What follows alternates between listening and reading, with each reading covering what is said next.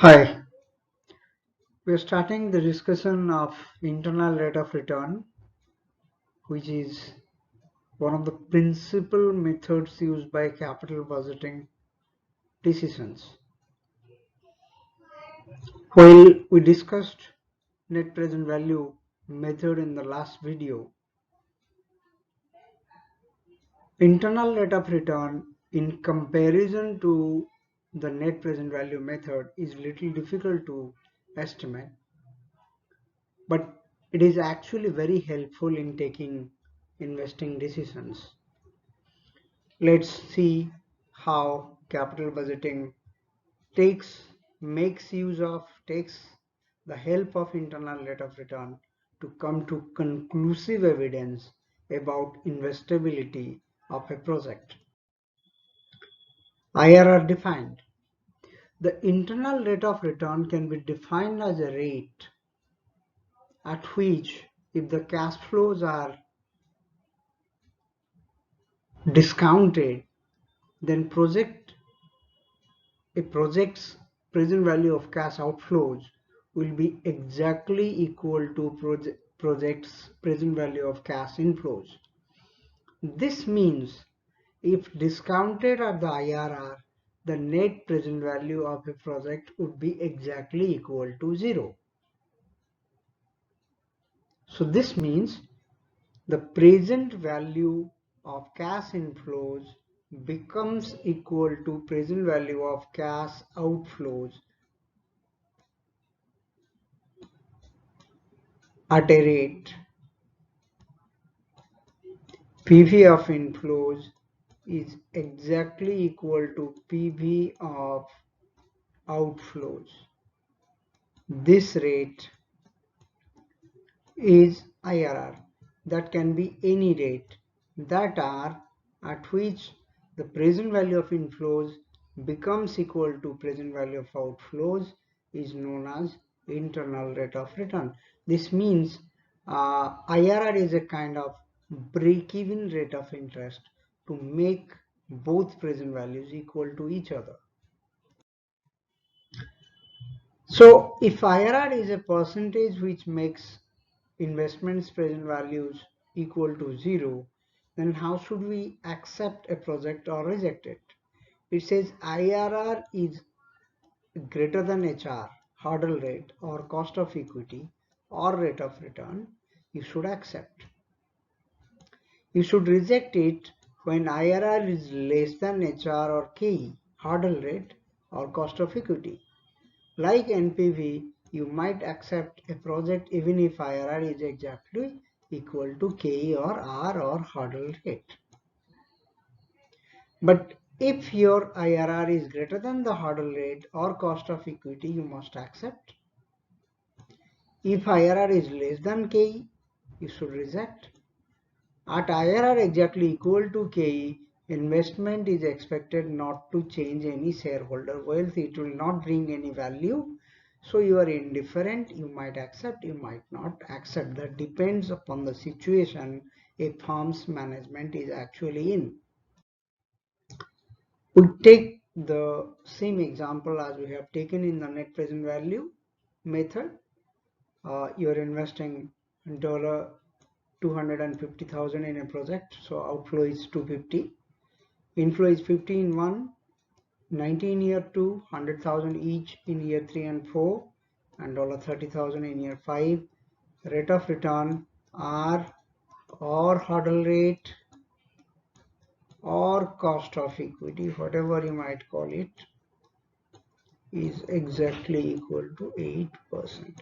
So let's see how IRR is calculated. I will remind you that IRR will be calculated with the help of NPV. So let's see, we have already calculated in the last part that I at 8% R, when you multiply the cash flows with the present value, you get the present values. So the NPV is 46,760. This means if we are concluding on the basis of NPV, we should accept this project. But we are looking at a rate which will make NPV exactly equal to 0. I must tell you that if at a rate of interest 8% NPV is positive, we must take a higher R. A higher R will lead to a lower NPV. We are looking at NPV which is equal to 0. So let's see at 12%, what is the NPV? At 12%, the present value factors are here. You can take it from the table we discussed previously. The present value is coming to be 268,121. So the NPV is 18,121, which is again positive. So this means this is not the IRR. IRR would make NPV equal to 0. So we shall go for a further higher rate of interest. This is a trial and error method. So there is not exactly a simple method to find IRR. That is why it is difficult. We take a rate of interest of 15% and calculate it. You can see 15%, the present value factors are changing. Now the NPV is minus 640. You can see the present values have changed. Total of present value is 249,360. Subtracting the present value of outflow, which is 250,000, we are able to get a net present value of 640. So at 8%, present value is positive. At 12%, present value is positive. At 15%, present value is negative, which means IRR lies between 12 and 15%. So obviously IRR is definitely greater than 12 and less than 15. So how should we get the exact value of IRR? Because we need to find the exact value of IRR. The method is known as interpolation. The method is known as interpolation of the rate of interest. We can see that NPV is negative at 15%, NPV is positive at 12%. That means IRR is greater than 12, IRR is greater than 12, and IRR is less than 15, because at 15 the NPV is negative. So because it is negative, the zero NPV would be calculated at a rate which is slightly smaller than 15. So we have to interpolate between 12 and 15% in this. The interpolation formula is this: low rate of interest plus present value of low rate minus outflow, present value of low rate minus present value of higher rate into higher rate minus lower rate. Higher rate is 15%, lower rate is 12%. So let's see, let's put the values which we have calculated in the earlier slides. You see here, present value of 12% is this, present value of 15% is this. Don't use NPV. So 12% low rate plus low rate in present value minus outflow, low rate present value minus higher rate present value, into 15% minus 12%. So 12% plus this into 12 minus 15 minus 12 is 3, divided by this minus this. So it is 12% plus 2%, 8.97, that is 14%, 897%. So project's IRR is 14.89, which is less than 15. This is, again, I must remind you that this is a trial and error method. In some questions you might be able to find the IRR exactly equal to a particular percentage by accident. In most of the cases, in 99% of the cases, you will have to use the interpolation method to find the IRR. So because the IRR here is 14.897%, that means IRR is greater than R. 14.897% is greater than R. So at IRR, NPV is equal to 0. But you know, the rate of return which is expected to be received from the project is 14.897, which is greater than the rate of return required 8%. So because the IRR is greater than R, the project shall be accepted. We have already calculated that at 8%, the project's NPV is 46,760. I suppose this is the value at 8%.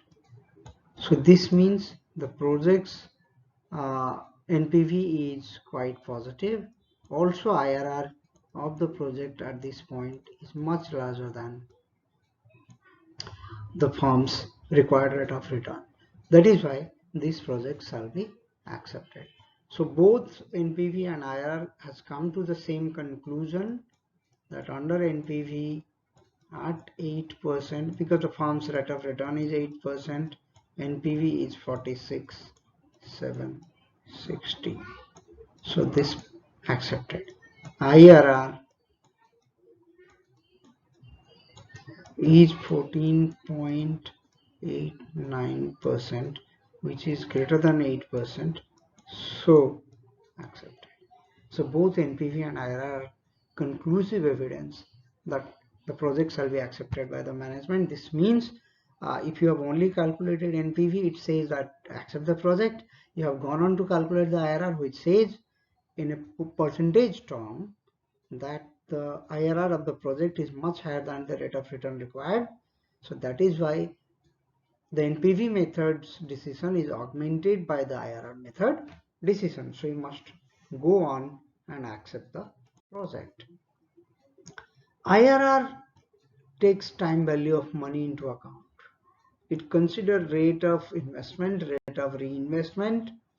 So IRR, because the IRR is a profit-oriented concept, and the IRR makes sure that a project is accepted only if IRR is greater than R. So this fulfills the objective of maximization of shareholders' wealth. IRR is generally compared to a cutoff rate, which is known as R or HR, hurdle rate, or KE. So this is again a scientific basis that there is a comparison. So IRR has the advantage of being compared. IRR technique uses the cash flow, which is calculated after taking into consideration interest and rate of taxes. So it doesn't consider accounting profit, and hence it is more scientific in nature. Because of these advantages, IRR and NPV are considered to be the prime methods for evaluation and acceptance decisions of long-term investments. On the flip side, IRR is a very cumbersome, tedious process. You have seen you have to calculate NPV at 8%, 12%, and 15%, then use the interpolation method, which is quite tedious, difficult to understand. I hope you understood the concept. You can go through the video again and again. Also, before undertaking the estimation of IRR, you must understand the present value factors and the NPV. Another problem with IRR is that it assumes that the project's cash flows are reinvested at IRR, which is unreasonable because we don't know the IRR. How can the managers ensure that the cash flows are reinvested at IRR? IRR also tends to be biased towards smaller projects. Smaller projects are generally known to get higher IRRs. And long-term projects, big projects will have lower IRRs because of higher number of years, larger number of years and time frame. Because larger projects also have larger risk involved with those projects. This means the management has to set a cutoff or hurdle rate which is higher. So IRR tends to be biased towards smaller projects than larger projects. So these are disadvantages. This is an unsolved question which we will try to solve in a new video known as comprehensive capital budgeting decision question. So you can try this at home. You can calculate NPV. The hurdle rate is 10%, tax rate is 50%, IRR, payback profitability index, and payback period and discounted payback period. The formulas are known is given in respective videos, and answers are also given here. You can calculate and compare the answers to these answers. Thank you so much for being with me with discussion on IRR. So you can write to me in the given email ID. You can also WhatsApp me if there is any requirement. You can ask any question. Please subscribe to the channel, like the video. If you have liked the concept, I'm trying to help finance students gain an understanding into uh, these concepts. Obviously, these are not comprehensive because in actual life there can be many different scenarios. I would like to bring you to more concept videos, more new questions, more new concepts.